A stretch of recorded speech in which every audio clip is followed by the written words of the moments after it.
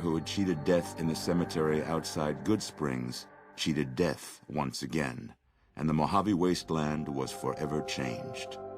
The new California Republic celebrated its second victory at Hoover Dam, establishing definitive control over the entire Mojave Wasteland. Soon after, they negotiated terms to annex the Strip, Freeside, and many surrounding communities.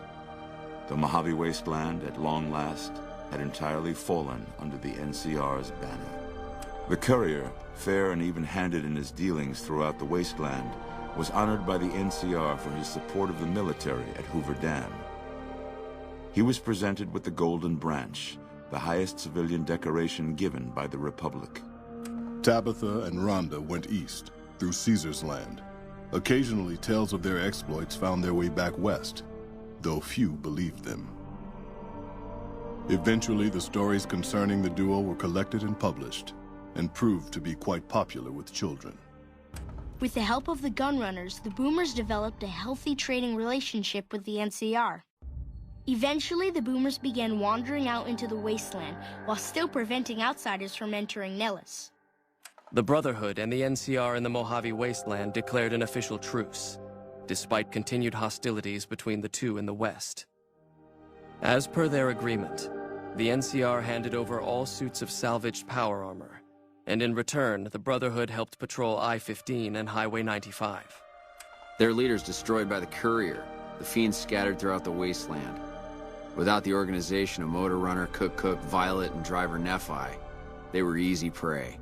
After the NCR's victory at the dam, the followers of the Apocalypse were pushed out of Old Mormon Fort during its occupation by NCR forces.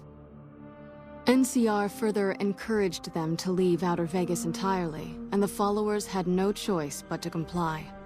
Goodsprings saw more trade along I-15 after NCR gained control of the Mojave Wasteland, but with that came a heavy burden of the Republic's taxes.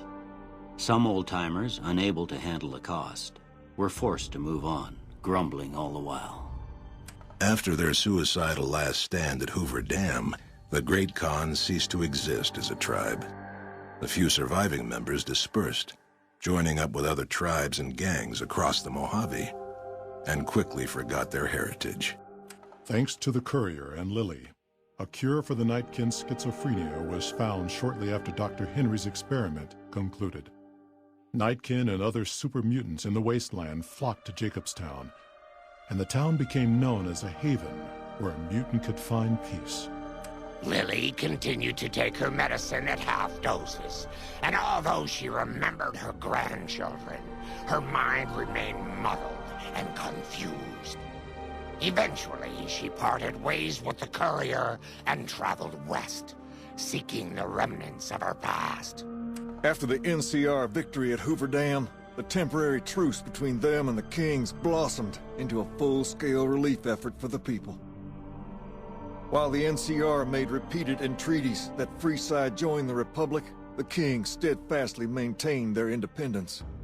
After Ray's brain was transplanted into Rex's cybernetic body, it took Rex some time to adjust to the old scrapyard dog's memories. Eventually, Rex's mind settled peacefully, melding his own memories with that of long travels with Old Lady Gibson. Though Novac was a low-priority target for the Legion, many of Novac's citizens died in its defense.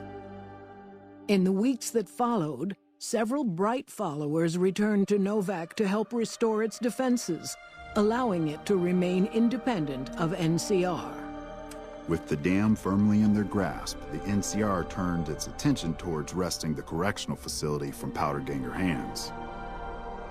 The Powdergangers are no match for the battle-hardened troops of the NCR, and summary execution awaited the Powdergangers who managed to survive. After the Vault 19 Powder Gang surrendered to the NCR, they were reincorporated into the correctional system. The NCR did increase their sentences, and they aren't about to take off time for good behavior. And so the Courier's road came to an end, for now. In the new world of the Mojave Wasteland, fighting continued, blood was spilled, and many lived and died just as they had in the old world. Because war never changes.